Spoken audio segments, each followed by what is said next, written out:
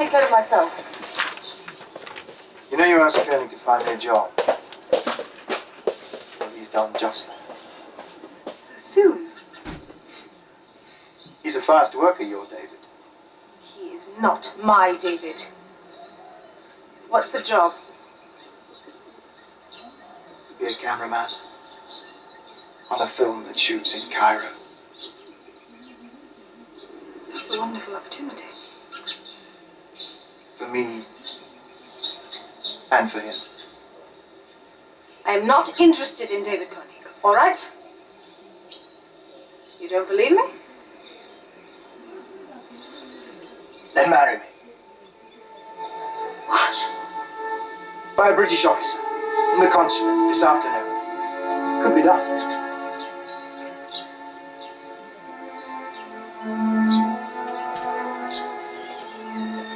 You're still frightened.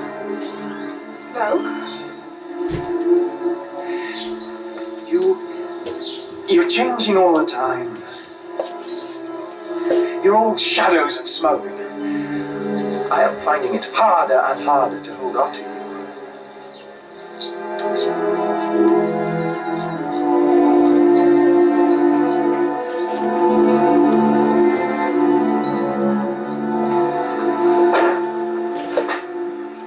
What's the matter?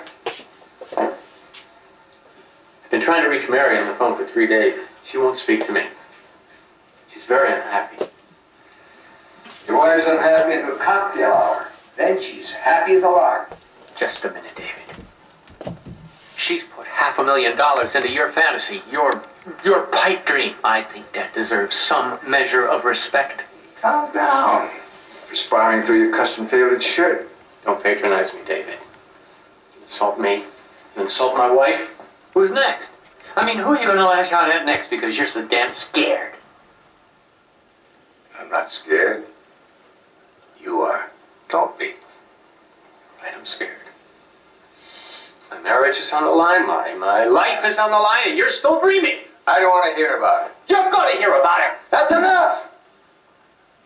Nothing's going to compromise my film.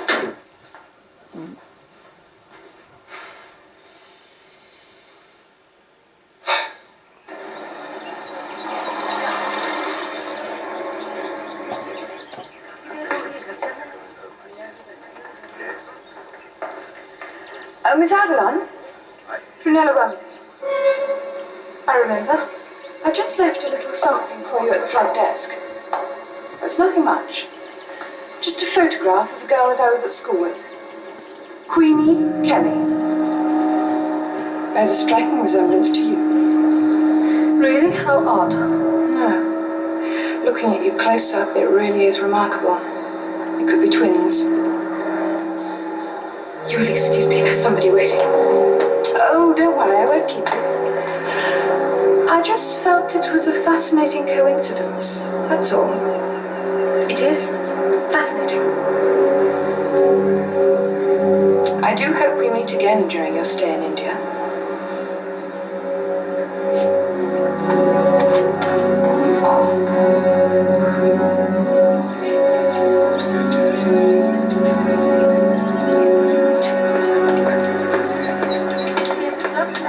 Please don't go.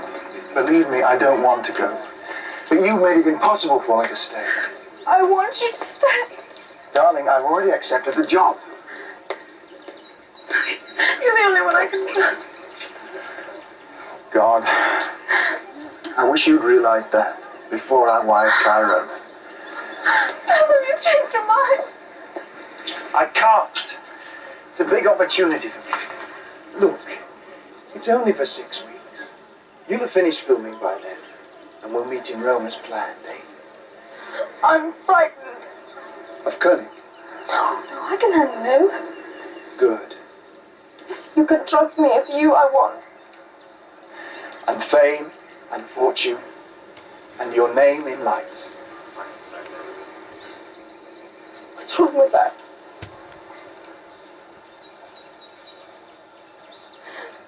Lucy, don't you love me anymore? Yes, I do. That's just my luck. The trouble is, You don't love me? I do. No. You wouldn't keep your secrets if you did. What am I going to do without you? What is it that you're so frightened of?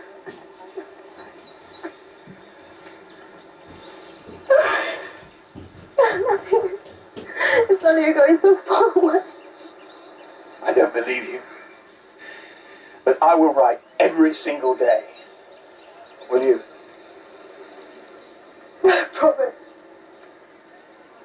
I'll miss you.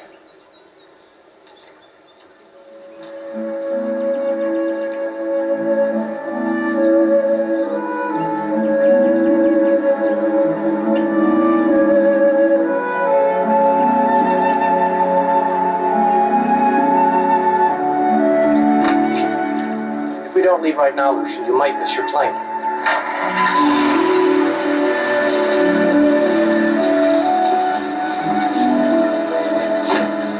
I promise. We'll meet in Rome.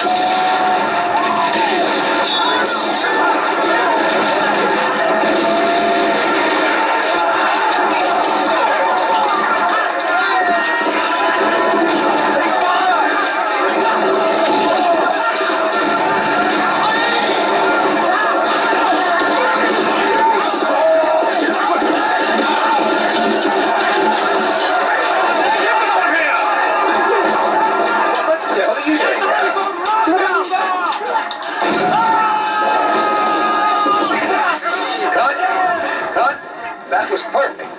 Happy with that. Check your gate. That's a wrap, Derek. That's a wrap, everybody.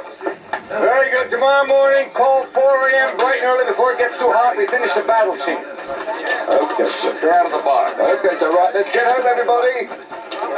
Check all your weapons and the armor. And now you! Mr. Koenig, Mr. Koenig? Camera guard on your cup for dollars. Let's go. Really looks wonderful, David. Mad dog thing has been in me, huh? You look good. You feel all right? Good. Is that the mail? Is there anything for me? I don't think so. No, I'm afraid not. Are you sure? This is everything from the past 2 weeks. We just sent them over from the production office. Dawn, I'm proud of the way you handle that horse. And in the scene, you were concentrated, purposeful. Keep it up.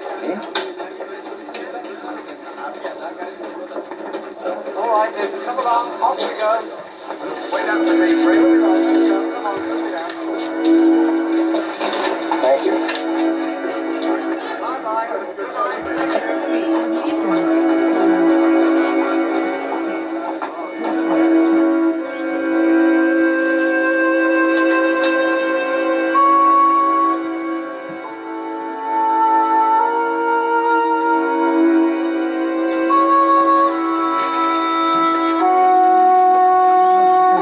I asked you if you wanted to eat anything.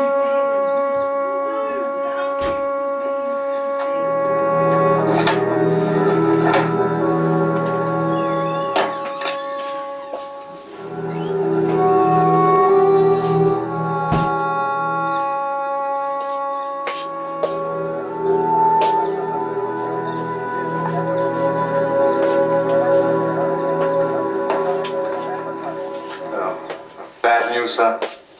Johann Kraus is always bad news. Oh, well, we've been in the depths before, sir.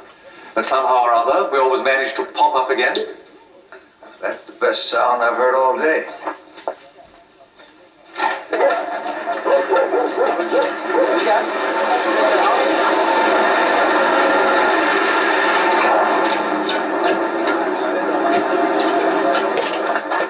David Konica Tenkai.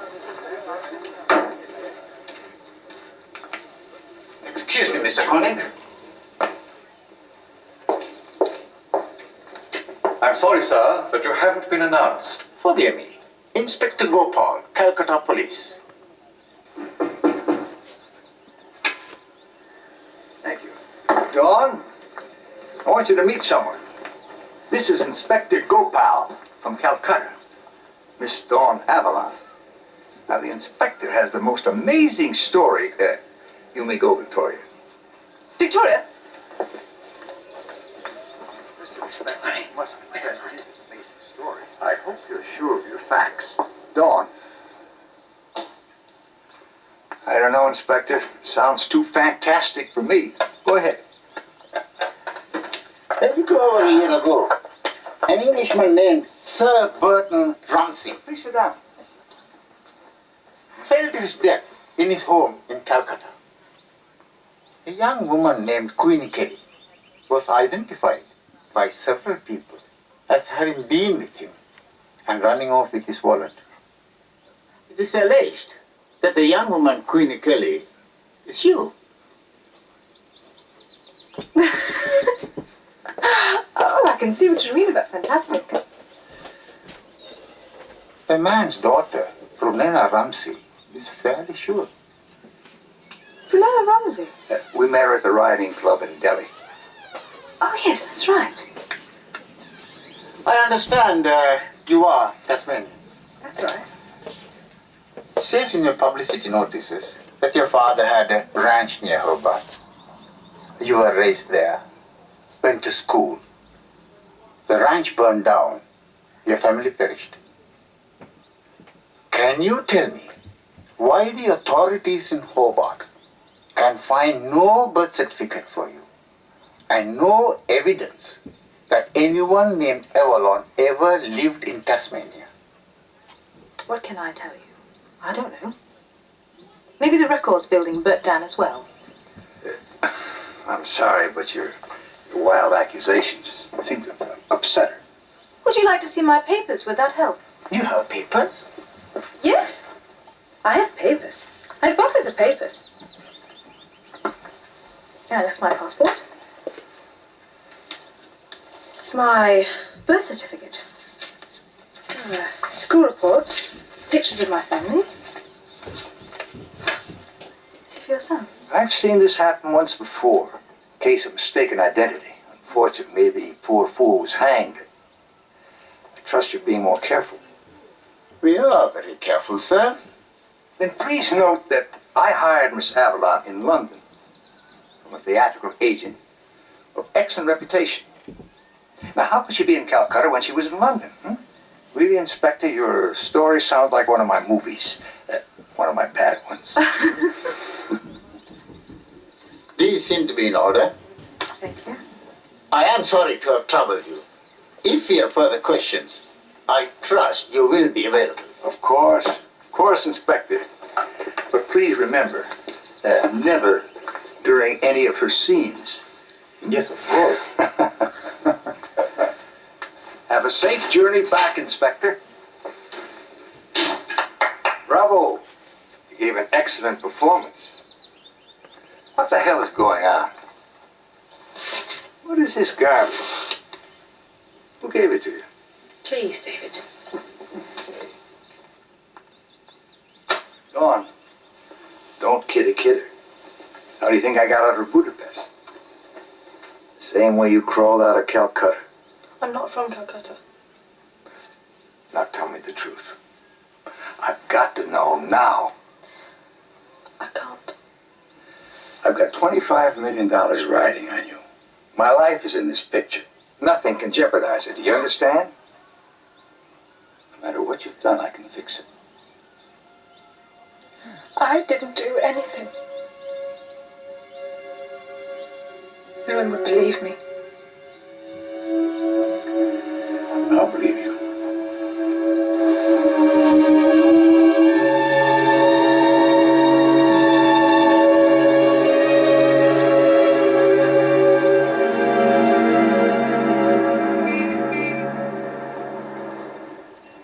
And you inspected her papers? Yes, I did, Sir Philip. And they all seem to be in order. Did the word forgery ever come up while you were studying at the police academy? I did consider the papers might be forged. Then why didn't you act? Her employer, David Connock, was quite convincing. Of course he was convincing. He's using her in a film, isn't he? The last thing he wants is trouble. I don't think he's lying. I think he actually believes this woman is Dawn Avalon, an actress from Tasmania. Can't you see she's got him wrapped around her little finger? You see what we want to see. Maybe in this case, Inspector Gopal is a trifle blind. Why do you say that, sir? Why do I say that? It's quite simple, Inspector. Queenie Kelly is half Indian. Perhaps you have an understandable prejudice on her behalf. Racial prejudice never interfered with my duties, sir. Neither has it interfered with mine. You're dismissed from the case, Inspector. Why don't we have some tea? I will take over from here. As you wish, sir.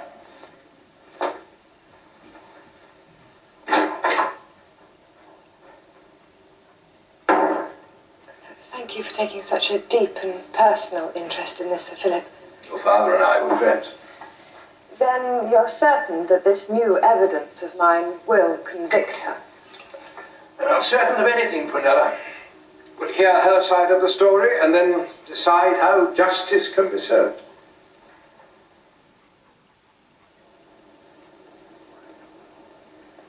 Oh, my darling, all my life I've dreamed of loving someone. I've always been afraid. Not anymore. If you still want me, I'm yours.